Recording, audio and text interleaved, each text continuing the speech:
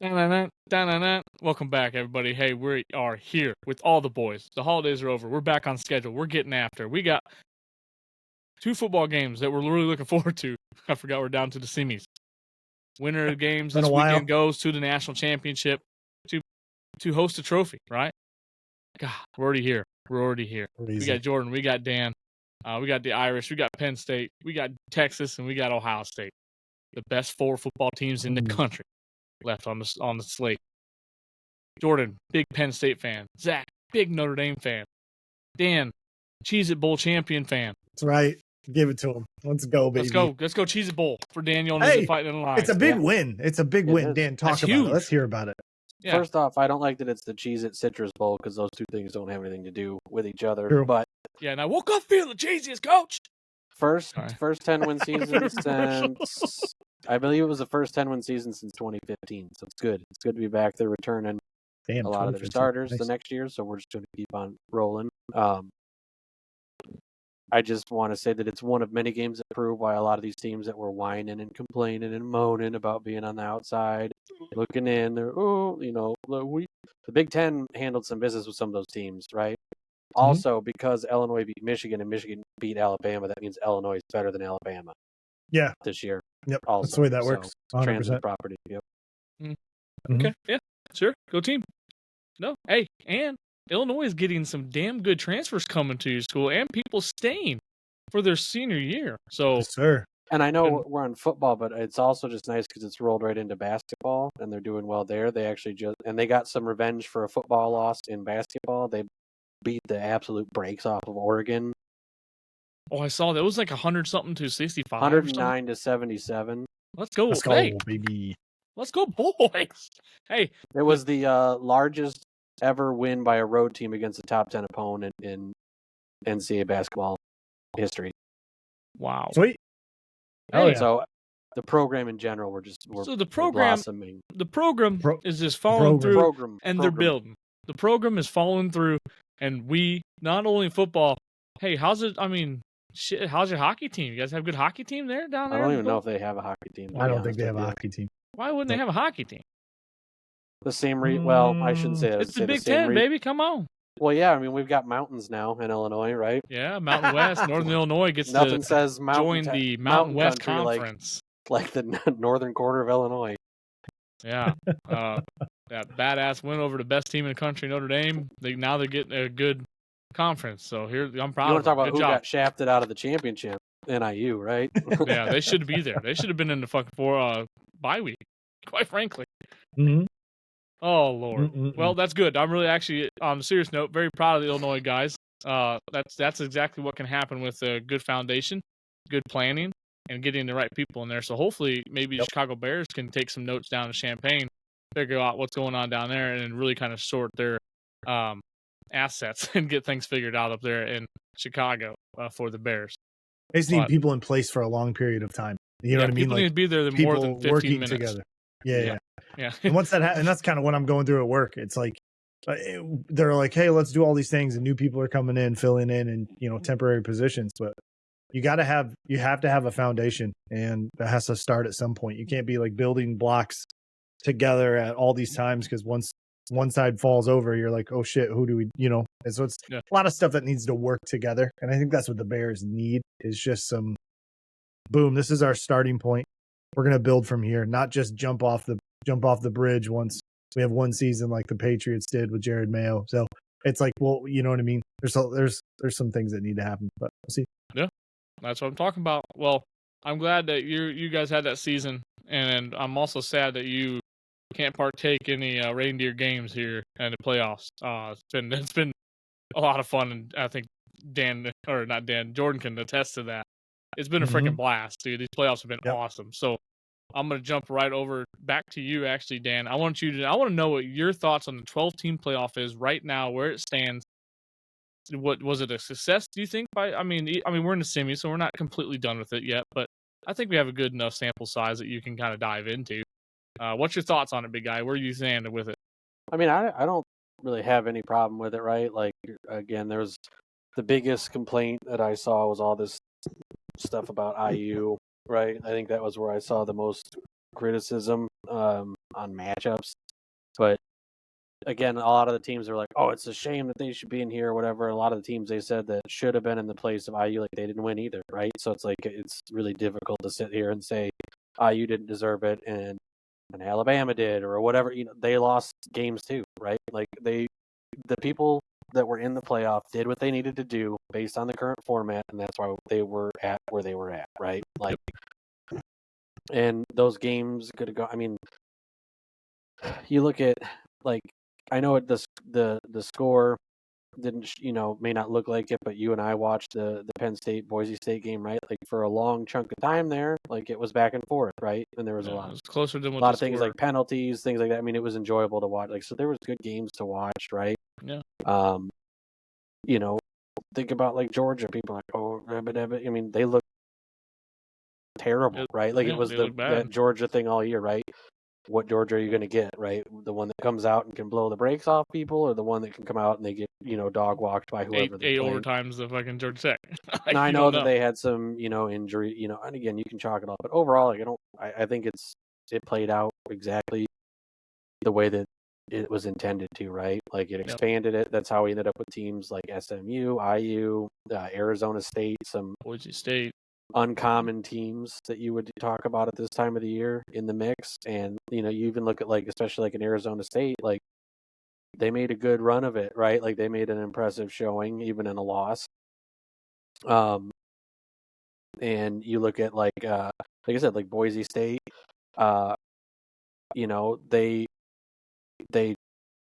they wanted to do what they always did, which was give it to G&T, right? But Penn State obviously keyed in on that, so it forced them to do some different things, and they showed that they have a little bit more to their team than just him, right? Like I mean, so there's a lot to come out of it. Overall, I think it's been good.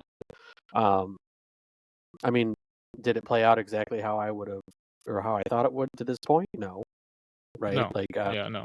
I didn't expect the Oregon-Ohio State game to go the way that it did. That one might have been one of the bigger disappointments. I thought that would be a little bit more of a battle, like a back and forth thing, and it really just kind of was. A lot of people are saying that was a national championship game, so they're all pumped up to watch it. They're like, "Oh, these are two best teams right now." Yeah, and it felt like Ohio State. There's one good team and one not so good team that day. Yeah, it felt like it was Ohio State's game, like from the kickoff, right? Like it didn't give you that tension of back and forth, right? And like I said, even though the score showed it differently, I felt there was more of a something could happen in that Penn State Boise State game than you did with Ohio State and Oregon, right? Who were supposed to be two markedly better teams, right? But overall, no complaints. Like I said, I'd be curious to see how this shakes out. Yeah. I'd kind of, and this is just a bias as a Big Ten person, I wouldn't mind seeing Penn State and Ohio State square off in the national championship, right? Like a Big Ten matchup. Keep the SEC out. Scares me. I just want to keep the SEC out, so let's keep Texas out. And I don't think Texas. I'll never root for Notre Dame. It's the only time in my life I've rooted for IU. I rooted for Georgia for about 5 minutes and then just gave up on that. Yeah. Well, to feed on your take, I think you're exactly right. I think all the right teams were in the playoffs. I don't think you can swap any team out with another team and expect anything different. I think everyone earned their opportunity to be in the 12-team playoff. Now, granted, I think going forward, I think they're going to start looking at the seeding situation and how placement is, and which might go against what they're trying to do all year, which is make the conference championship really, really important. I don't know. I'm excited to see how that plays going down the road. But I believe every single team that was in that playoff, this current 12-team playoff, I think they deserve to be there, and I think they had a spot to be there. Now, granted, does Boise State deserve to have a bye week? Probably not. Over, I don't know, even a Penn State or Ohio State or some of these other teams, Texas even. Some of these teams you just overall had a better year. I don't know. It's just interesting. I'm excited to see how they're going to go off of this first year and see how many changes are going to happen in this time next year. So, Jordan, what's your big thoughts on it? I mean, I know for us it's been going great. We've had the momentum. We got to be able to play. We've been playing. We didn't have to worry about a bye week. Does that bye week really shake it up? Because obviously they went 0 for 4 in the bye weeks. I don't think it's the bye week. I think it's the time it took. So it was 3. Those people waited 3 weeks, if I'm not mistaken, right? To 3 play weeks, a like game. 2 days or something like that. So like you do conference championship, your first round should be the next week. Honestly, it should be the next week. You start the first round, then it's only a 2-week downtime, right? So then that kind of lessens that rust, that buildup of that rust that could obviously happen. A lot of people will say that, hey, that's what happened this year. Two of the teams that had a bye, I don't know, man. It's tough because Georgia was, unfortunately, to their circumstance, you're down your starting quarterback, right? That's tough. I don't care who you are. That's Right. the dude you've played with all year. That's just a tough situation to get past. It could have been, Notre Dame handled business, but also, you know what I mean? It wasn't like a blowout. If you look at the score and you look at the stats and like break it down, you're not like, holy shit, one team is superior far, far more so than the other, right? That's not my takeaway from those games, which is that's why, but someone has to lose, right? Yeah. It could be by 1 point, it could be by 3 points, it could be by 7 points, it could be by 21 points, right? Football is such a situational roller coaster where team could pull out early, 21-0. You're like, oh my God, we have to play a game that we weren't ready to play. We have to start throwing the ball. We're down 21.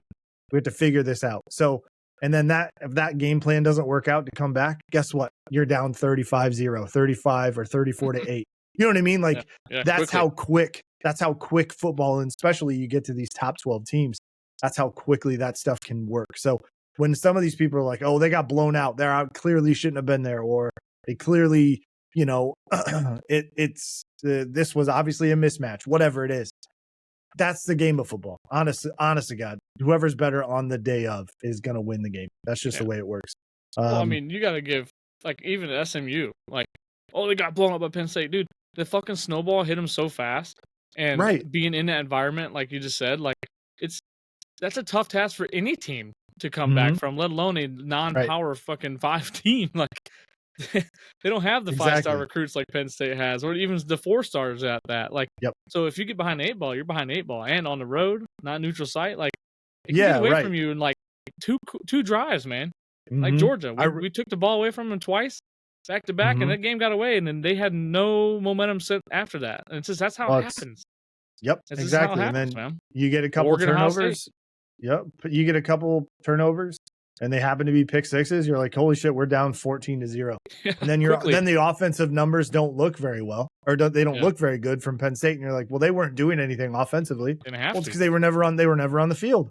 You know what I mean? You get 14 points coming from your defense. You're not in there at all because it goes right back to their offense. Your defense is back on the field. You can't even if you put Miami in SMU's spot and they go down 14-21-0 at Penn State on the road, like, I don't think they can overcome that deficit.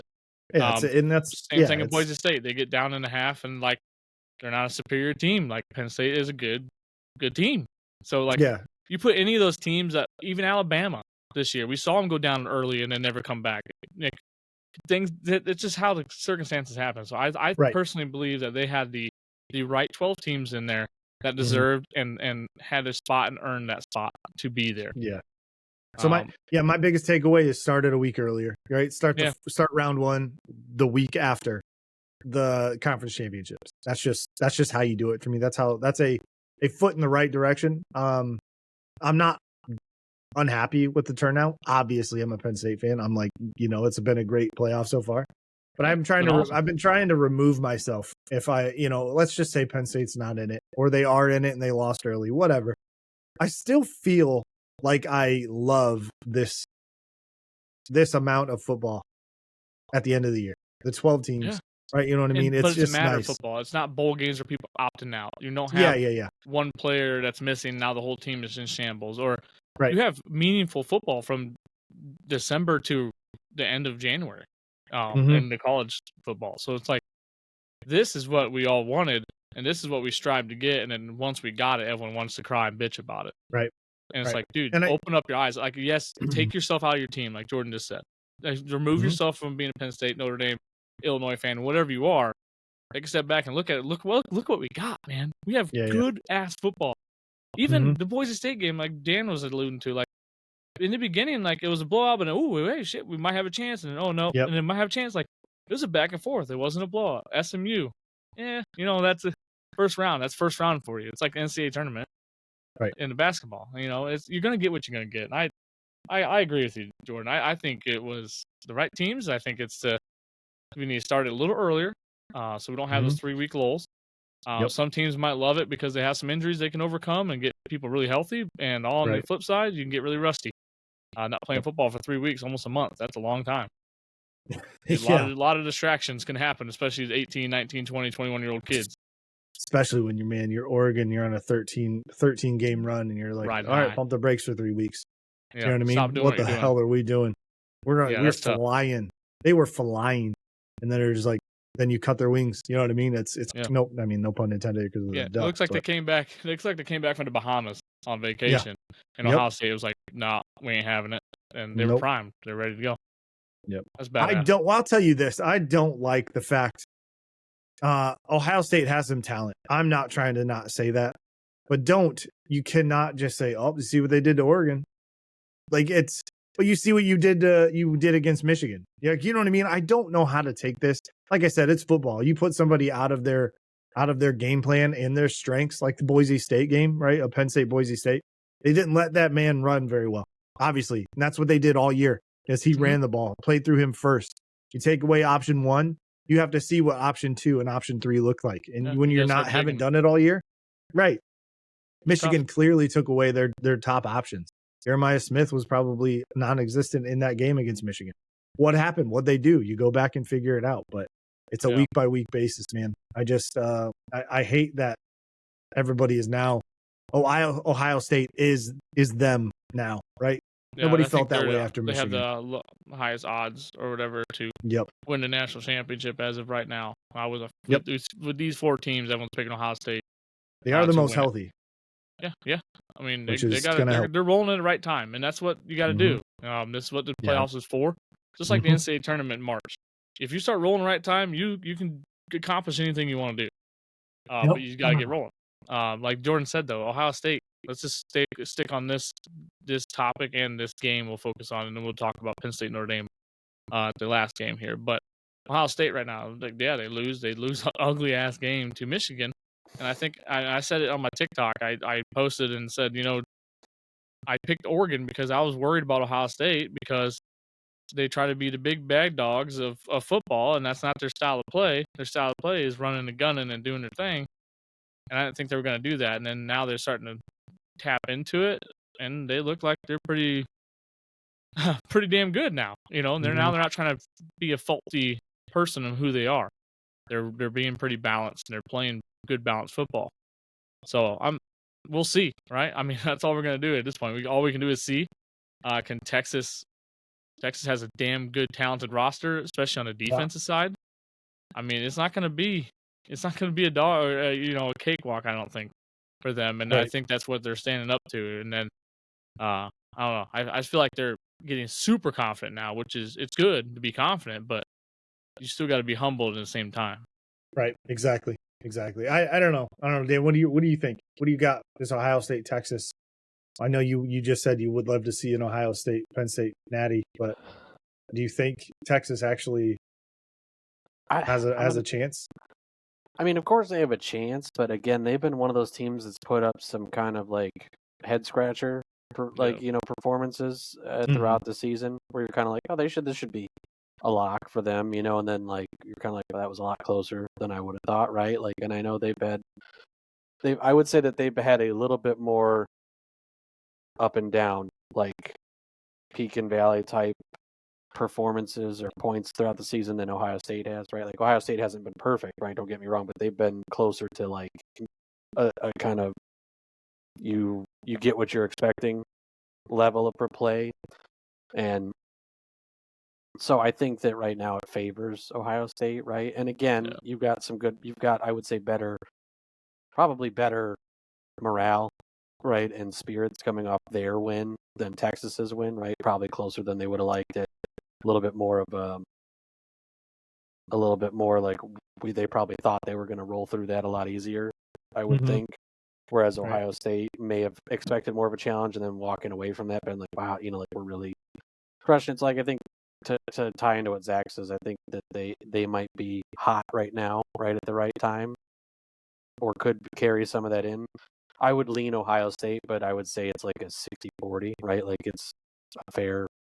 I wouldn't be shocked either. Texas wins. I just think it, based on just these last, 1 or 2 games they played, really, which are the only things that could be really relevant. I think for the amount of time off, it leans in their favor. Yeah. I feel that.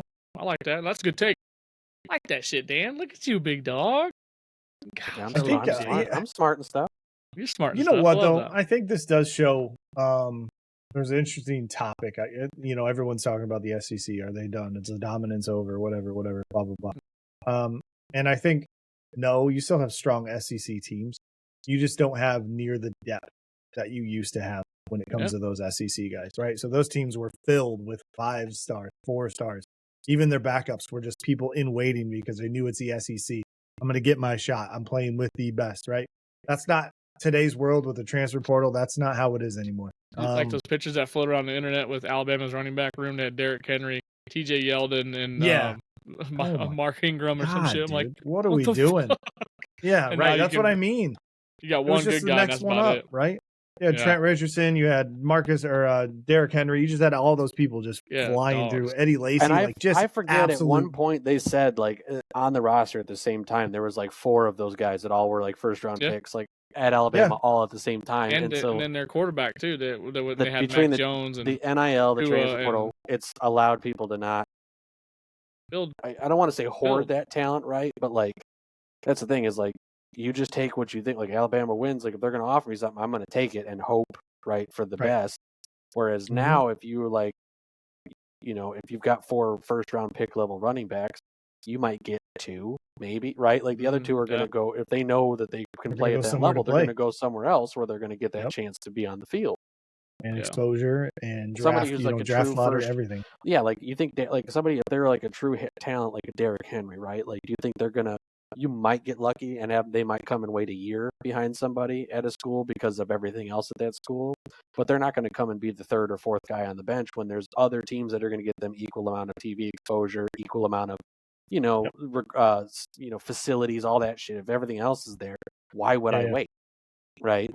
And so you don't, but it wasn't as easy back then. So what it's done is it's spread that talent out. It's created some parity. Good for the sport. Honestly, it is. It's good for the sport. Yeah, and it is good for the players too, right? I don't have, people can argue what they want or whatever, but the fact remains that for a long time, these schools made billions of dollars from putting these guys on the field, and they would claim it was in exchange for an education, but they didn't require people to actually stay and get the education. Number one, number two. Even if you looked at the value of that 4-year degree and factored in future earning potential, if they would get that degree, it still was a fraction of what the schools were making. So there was nowhere near some level of equal trade-off in that respect. Yeah. So it's good for the game. It's good for the players. Oh yeah, and good for a lot of these mid-level to higher end on the lower level schools that are kind of on that bubble of breaking into that next, like SMU, that next thing. Arizona State, things like that. Some teams like that could really get some good talent. I mean, yeah, you're going to have those bad things. What was it? Was it Utah or whatever, where the quarterback quit halfway through the season?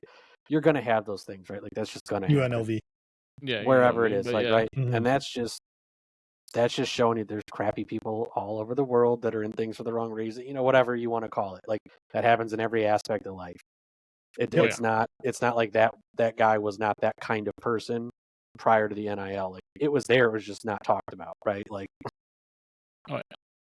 All right, Jordan. So what is your pick? Ohio State, Texas, Goodyear Cotton Bowl. What do you got? This is on Friday ball game.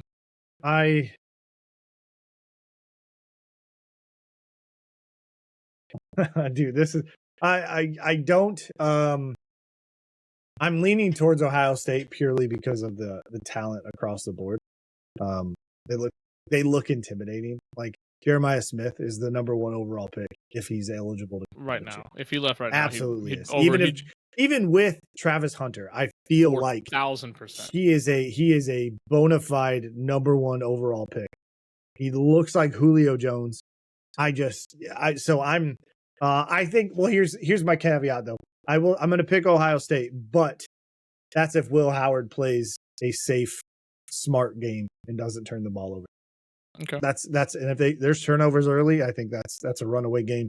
They're gonna have to play catch up, and they've got the talent to do so. I just don't think at the quarterback position they have that. I believe in Quinn Ewers more so than I do. So we got Ohio State, huh? All right. Unfortunately. Well, here's my take. The Texas University, these Longhorns, dude. I don't trust Quinn Ewers. I don't think he's all that. I really don't. He turns the ball over so fucking much. It's like Carson Beck for Georgia. He turned the ball over so much. That's why I wasn't worried about when we played Georgia, because Gunnar Stockton turned the ball over too. Same thing. It was going to be the same thing no matter who you put in there. But I digress a little bit. Bring it back. Quinn Ewers, I don't trust him, man. I just don't. Texas's defense will bail them out of all the situations like they have all year long. But on the same side, I don't trust that Georgia beat them twice. 2 times. It's hard to beat a good team twice. They did it twice. They lost twice. So that has me feeling, one, you're about to run into a buzzsaw. We've all three talked about it. They're rolling right now. Right now, there's no foreseeable stoppage for the Ohio State Buckeyes right now. And I just have to ride that wave, because, and it hurts me because I do hate Ohio State. I do. You guys on TikTok, you blew my TikTok up, by the way. Thank you everyone for watching. That was so much fun. A whole bunch of people talking shit to me. That's what I'm looking for. I love that. I had a great time over there when I picked the Ohio State Oregon game. Whoops, screwed that one up. But I'm not gonna screw it up this time. I'm going Ohio State. Ohio State beats Texas, and I don't even know if it's gonna be close. I don't know. It's so tough. So tough to see. I hate it too. But so all three of us, Ohio State, across the board. We'll move on to the national championship, which is crazy to even say, like we just talked about in the top of the show. They lost to Michigan in an ugly fashion. And then now we're talking about them as a possible national championship game moving on.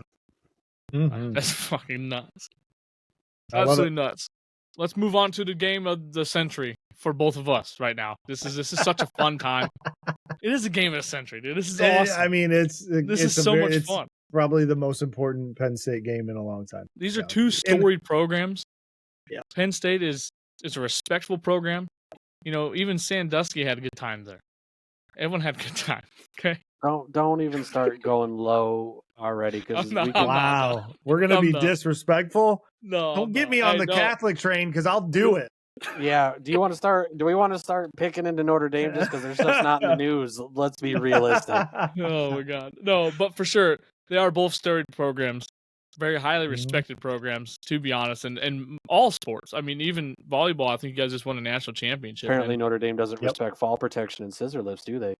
I don't know. Murderers. Yeah, well, they got rid of the problem. Brian Kelly's gone. Well, he got rid of himself. Yeah, well, he walked himself out the door. But piece of shit. So this is going to be an awesome football game, just because these teams are. You guys see the meme of like the Spider-Man looking at each other, like, wait a fucking minute. Yeah. So I heard this on a podcast, and I was like, damn, that's so true. Penn State and Notre Dame, they play similar style of football. They really do. They force you to fucking do something you're not comfortable with doing.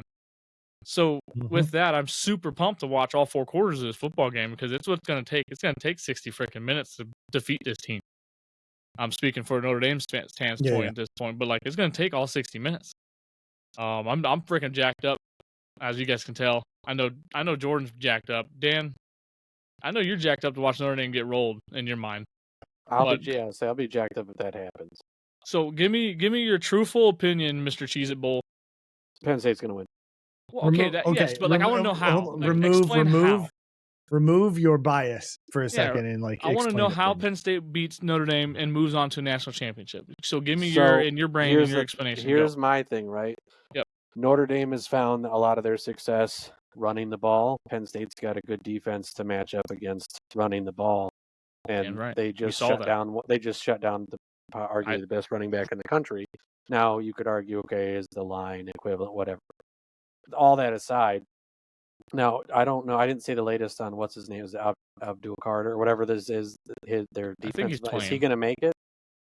I don't know. I don't think there's been a choice yet. I He's think been posting so. a lot of but Star Wars shit this week, and everyone's kind of like, I think. And here's the other reason, right? Like, hell yeah, he's my man, dude.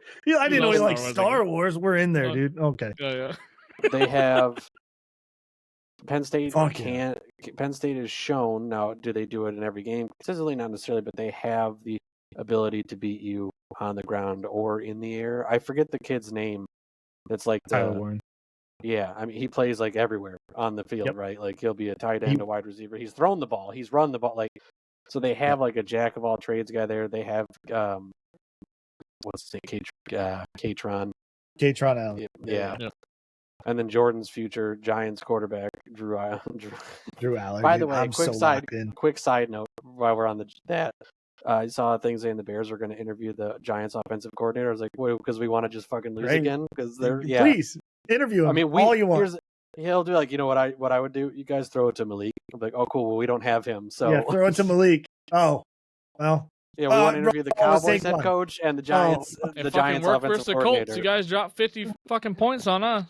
Anyways, I mean, if Penn State's able to execute their game, they can't they don't have to necessarily rely on one aspect of offense, right? Like, I would argue that Georgia much more passing focused than running focused, right? Like, IU, I feel like kind of the same, right? Like a lot of their stuff came from a lot of big pass offense, right? Like, and Penn State, yes, their ground game has done a lot, but they can throw the ball too, so it requires Notre Dame to be really on top of their game in both aspects of that defensive strategy. So I think that that's how they win it, right? Like, they have a good defense. Their defense matches up well against Notre Dame's offensive strength. And their offense has the ability, if they can pull it through right, to keep Notre Dame's defense on its heels. So it doesn't really give them essentially a solid, super sure bonus, like leg up in either side of the ball. And I think that's how they win. All right. I appreciate your insight, Dan, other than just saying Penn State beats us by 50. I appreciate that. I didn't say they beat us by 50. I just said they win. Yeah, no, I'm with you. No, for sure. Yeah, no, this because I'm thinking 70 or 80, but there you go. No, I appreciate that. No, that's good insight. I mean, I think you nailed it on the head, really. I mean, these two team matches up fucking almost identical, so it's gonna be good. It's gonna be good. And both teams are not 100%, right? No, which is fuck no. Sucks. It sucks because like you've got probably your best offensive threat nursing a knee injury, right? Yeah, he's been wearing a fucking knee brace all week. Right. Not looking good. Our best defender is not 100%, obviously, with his shoulder injury he's got. And it's not even best defender. He's like the number 2 prospect to be drafted, right? Yeah. So, I think I was listening in, and someone said that other than Tyler Warren is the best player left in the playoffs right now. Like, not like as in like straight just talent by himself, but like the most dual threat Swiss Army knife, like gotcha game changer. Like, you need it, he can get it type of guy. Yeah. And then on the defensive side, they said the same thing with Adu Carter. Like, he's probably top 5 pick in the NFL draft.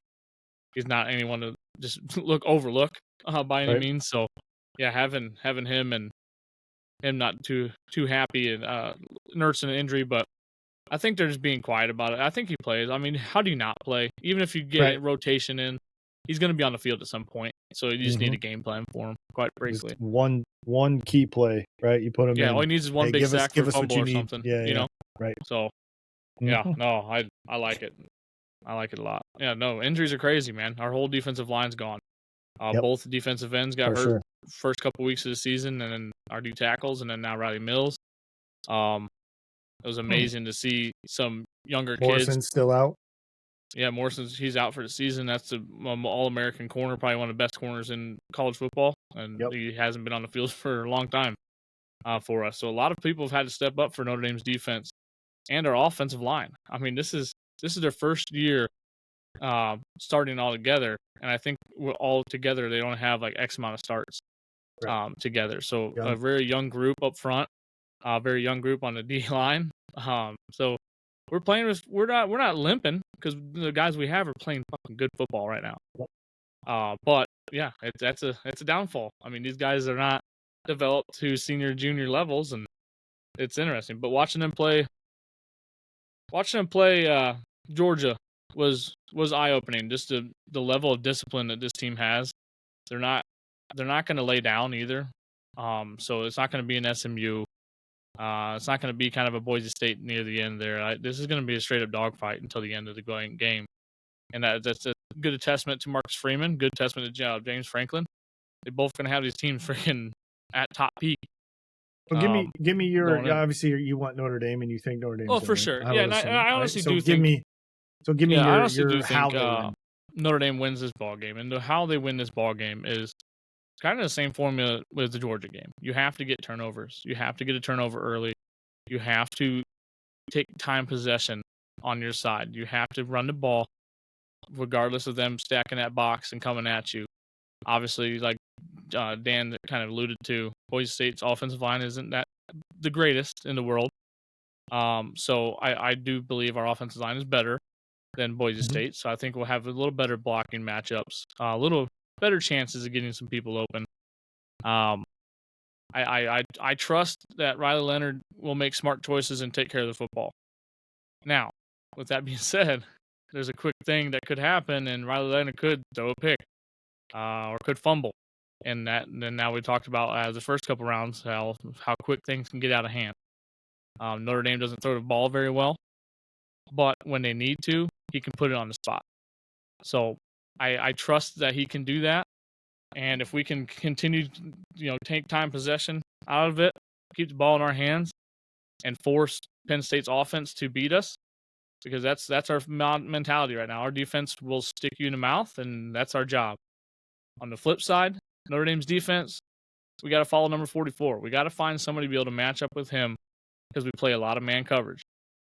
And man on a 6'5", 250, almost 260 tight end is not easy to play, no matter how good you are, like Xavier Watts. I'm assuming Xavier Watts is going to be playing a rover, rotating back and forth with him wherever he goes. Maybe a Jack Kaiser can line up with him at the linebacker spot, playing some man. We got some athletic guys that can make plays, but also then that takes away that run game, because you guys have two running backs that are dynamic and can run the ball. So our defense is going to have to win us this game. Our offense is going to have to just maintain and keep us afloat. And then I think we win in a really close ball game. 3 points, 3.5 points, maybe. I don't think we even beat them by 7 if we win. So that's my take on that. We got to take away Tyler Warren. If we can take away him, my defense can hone in and lock in, and I don't foresee Penn State moving the ball if we can do that. But we start letting some big plays happen with him, and then opening up other spots. It could be a tough game. Yeah, I'm with you, man. It's like playing a game, like picking, putting in college football 25. Yeah, picking Penn State as a home team, picking Penn State as the away team. It's like picking Notre Dame as a home team, Notre Dame as the away team, and just playing that game and see what happens, right? Yeah. I think Penn State is end up going to take this on a couple occasions. So Penn State heavily touted, defense. They're fast, they're speedy, right? They're long, they've got length. That's how they play. They're not going to play zones. They're not going to do a bunch of different coverages to mix everything up. What they're going to do is they're going to play one-on-one matchups, because Notre Dame's strong suit isn't necessarily going to be their receivers, right? And the same exact statement is for Penn State. Their core, their outside threats aren't near what your inside threats are going to be. So Penn State, I think with, that Boise State game, I don't know what they were doing. They did this shit against Ohio State. It's really going to come down to play calling for them, and getting the ball to their best players. That's Katron Allen, that's Nicholas Singleton, and that's Tyler Warren. You get them the ball. That's the whole point of Kotelnicki, the offensive coordinator. The reason he was brought on was to get the best players the ball. That's it. Be creative. Get them the ball. That's what we need to do. If that Boise State game, Katron Allen was going bananas, absolutely losing his mind as far as what he was going to do. And then they pulled back and they were like, okay, now we're a pass first team. First off, they would have rushed for 300 yards if they would have just Boise let State that dude. Fucking momentum too. Right? You know what I mean? They were like, we're not, just play your game. Play to your strengths. It was get Tyler Warren, have him run the ball in the Wildcat, short routes, whatever it might be. Run the ball, do some zone reads, or some zone runs out to the tackle, in between the tackle and the guard, right? Some stretch plays, whatever it is, their outside run was going to be unstoppable all game, and they pulled away from it. So that's why that game ended up being like, oh, are they in? Oh, are they going to be back in? What's going to happen? I was really upset. I think you could quote the great, it's actually a YMMA basketball coach, Coach Wittenberg, and he would always say, give the ball to Tucker. But if you replace Tucker with Tyler Warren or Katron Allen, I think you could use his philosophy. Yes, exactly. I was really getting upset though in that game watching Penn State is, like you said, they went away from stuff, but then number 5 and number 6, it looks like they're decent receivers. They don't look like they're junk by any means. Like, yeah, they can get open to do the thing, but they saw a mismatch and they just kept trying to explode that mismatch. Mm-hmm. But in all reality, you just wasted so many possessions in games. I promise you, Notre Dame's corners are not going to be a mismatch against these receivers. I think there's one. I don't think it's a weakness because I think he's decent. He's still pretty good. Is Christian Gray. I think if you're gonna go a direction, that's where you need to go. If you're gonna go outside, if you're not gonna go outside, put Tyler Warren every situation that you can outside. Put him in the slot. Put him in the backfield. Whatever it is, do one of those delayed passing routes. Like, you know what I mean? Like, that's going to be a very a big key for that. I think if they get away for pass interference, and holding on defense. Right. So Christian Gray does, but he plays aggressive defense. So it's right, and it's like give and take. Right, it's like, I love you're aggressive. That's fantastic. Holy shit, we need it in key moments, not other. Not every single play. And then this reffing crew is the Big 10 or Big 12 crew.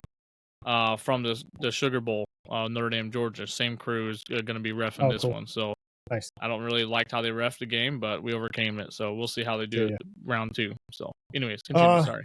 Yeah, no, Penn State, I think if they to win the game on defense, though, if they take the ball, if Jeremiah Love doesn't play, or if he plays limited, obviously keep him contained. Price, I think you keep him contained as well. But even outside of that, is you have to watch Riley Leonard, not throwing the ball, but I think you could take away the line of scrimmage and spying that quarterback at all times, right? And playing man up on everybody else and locking down the receivers, which is what they've proven to do. That's what their strength is. They play man. That's what they do. If you start making Riley Leonard have to start throwing the ball, I think it's going to, if we go up early, 14, even 10, I feel like this game could probably get away if you start relying on the arm of Riley Leonard. I'm not nearly as terrified of their offense, only due to the fact that there was only I don't think there was a total of 250 yards to Notre Dame offensively in that Georgia game. So I think there's some opportunities there, and that's where it is, right? That's you put up 250 yards total offense. You're not necessarily.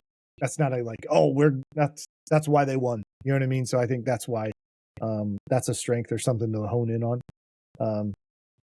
But I honestly can tell you, if this game goes, like, we clearly live in the local area of Notre Dame and South Bend and like Mishawaka and like, you know what I mean? Like, we live in this vicinity where it's very a hometown team for me as well. I want Penn State to win at the end of the day. I haven't seen them in a national championship. I've seen Notre Dame in a national championship game. Granted, it was against an NFL team in Alabama. But, like, I just want to see – I want that because it doesn't happen very often, especially now with the playoff, right? So the road has been paved near perfectly for Penn State to make this deep of a run. And I will be not equally as happy if Penn State makes it, but I'll be decently happy as well if Notre Dame ends up going, right? So that's who I'll clearly be rooting for. So it's just a couple of those things. That's where I'm at. That's where my head's at. I think I went into the Oregon game thinking, you know what, I'm mentally prepared for a blowout. Guess what? I'm mentally prepared to lose this game against Notre Dame. But I think I'm more confident than I thought I would be against going up against like Notre Dame in this capacity, especially given what we're looking at health-wise for both teams. We'll have to see, man. It's going to be a dogfight, like you said, but I think it's going to be close. My guess is like 27-24, right? That's kind of like my guess there. I don't know. But I don't think I'm field goals are going to do it. You know what I mean? No, you That's can't part kick of a it field too. goal to win this football game. But Nope. it's gonna be nuts. If we can keep you guys out of the fucking red zone, we'll be all right. Because then Tyler Warren can't eat. But then when that motherfucker gets into within the 30, if anything at all, he's getting that's the ball. the thing though, man. Notre Dame's prepared with Xavier Watts. They're prepared for it. Like I mean, safety ready, over the top. I don't know. I mean, we have the best safety in the fucking country. I don't think you can argue. I have one argument. It's Caleb Downs or whatever. Caleb Downs. I don't know if that's true. Caleb Downs comes out this year. He's like pick number 3, man. No way. That's just because big school bias, man. I will argue that he isn't. Watts is a fucking animal. He's number 2. You'll see. I don't disagree. Number 2 is not bad. I'm pumped. No, dude, this is gonna be good. I'm just hoping we have more time possession than 30. I think Georgia had 31 minutes of fucking possession, right, in that game. Mm-hmm. So yeah, our offense couldn't do a goddamn thing, even if they wanted to. But no, that's my biggest fear. You take away that special teams touchdown, man. And it's a different situation for Georgia. Yeah. I think at that point too, they're playing a different style of game. Penn State better bring all 3 phases of the game because we bring them, and we bring them hard, and we're coached very hard on them. Mm-hmm. And that can make a difference, and it made a difference last week. So I'm such a fan of Marcus Freeman. Such a fan. Marcus Freeman's a fucking animal. I'm just letting you guys know.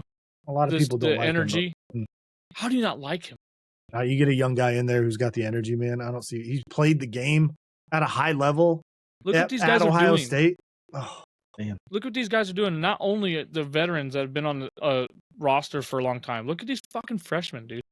Number 30, Bryce Young is a freshman. Yep. D end, and he's making huge plays for us.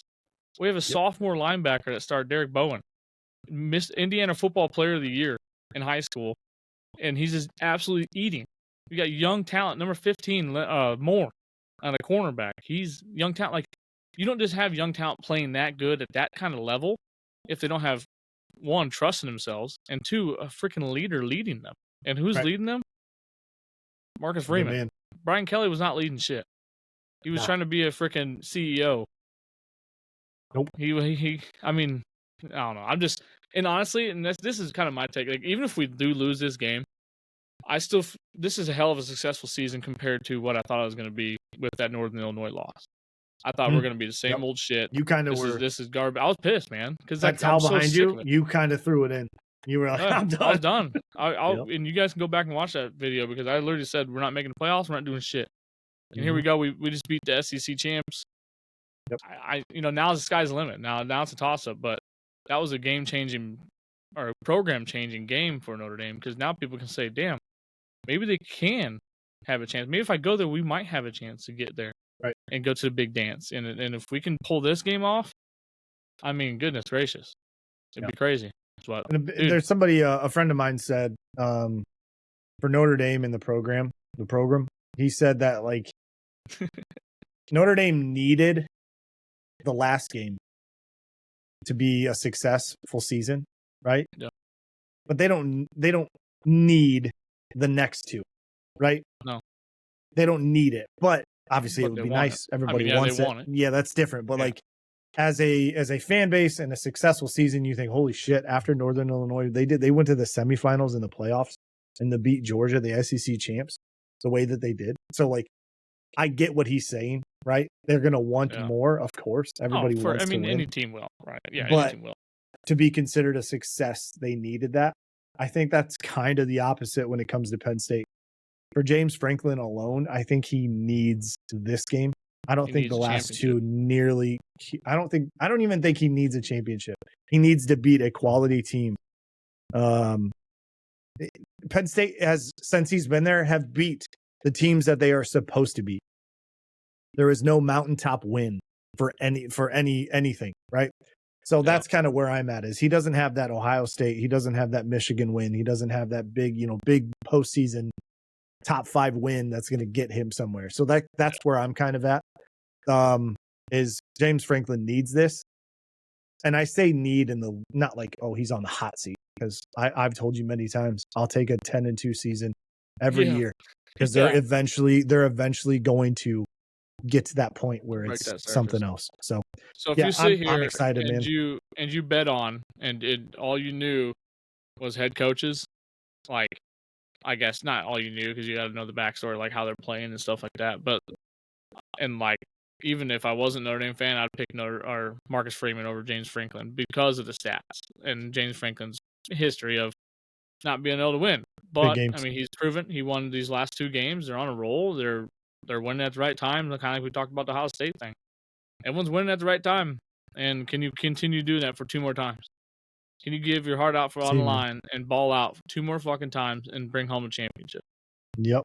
That's where we're at. I don't know, man. That's football, baby. That's football. And I'm so fucking excited. 12-team playoffs have been a success. So we talked about it on the top of the show. We can't even talk anymore about it because I'm just so fucking amped up. Like, I got nerves running through me. I wake up some mornings, I'm like, damn, are we gonna do this? And then damn, I got doubts, and then I don't know. I'm just so I cannot wait for Thursday to come for Penn State, Notre Dame. I cannot wait for Friday for Texas, Ohio State. I can't wait for Saturday and Sunday for NFL playoffs to wild card weekend.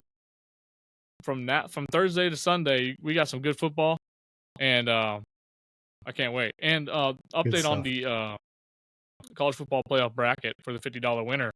Looks like John Roll will take home the $50 because he has a 100% bracket right now and a 100% chance to win. So, congratulations he had that to him. Like halfway through round 2. I hate everything man. That's about crazy. what you just said. It makes me want to throw up. Hey, he's a good damn man. He deserves that. Maybe he'll donate it to you for being so sad on the podcast all the fucking time. He won't do that. He won't do anything except be John. Dan gets any closer, you're going to be in that mic. You're going to be eating it. Dang, man. So I will reach out to him. Congratulations to him and the participant playing. There's 5 of us, and that was hype. And I'm pretty sure Jordan did not get in time. So, dude, I when I messaged you, I was like, "Hey, what's the password?" And then you know what? It was case sensitive. Of course, it was because I tried getting in a couple days before. It wouldn't happen. You finally messaged me back, and I saw it. Too late. Watch the video, man. I know. I saw it on the invite. It says like what the password was. I was like, oh, sweet. Oh yeah. Anyways, case sensitive. I love you, and that's all that matters. Well, we'll see you guys on a huge update after this weekend. This weekend's gonna be ballers. This is gonna be awesome. So we'll catch you on the update. I feel like we'll be in good spirits regardless of what happens. I am. I feel I'll tell you, I can't lose. I can't lose, man. I got somebody to root for in the national championship. We'd be really sad, but also, what a year, right? What a year. So, go Cheez It Bowl. Go Orange Bowl. And let's go Natty. Go Irish, baby. Good stuff. Let's go. Oh, we are. Let's say, baby. That's right. I was waiting for it. Let's go. All right, boys. We'll catch you on the flip side. Can't wait to see you guys there. Thank you.